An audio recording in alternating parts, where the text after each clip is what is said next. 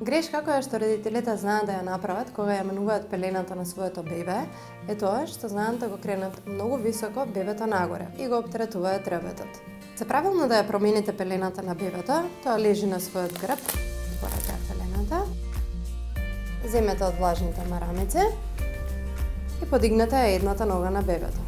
Избришете ја пеленската регија и потоа преминуваме кон поставувањето на пелена. За да поставиме пелена на бебето, секогаш прво бебето го вртиме на страна.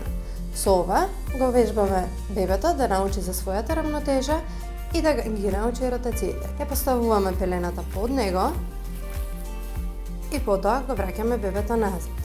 Земаме крема и мачкаме на пеленската регија.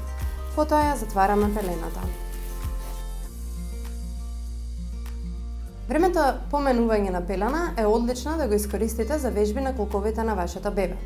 Откако ќе смените пелената, кренете ги нозете на бебето до 90 степени и правите широки кружни движења во неговите колкови.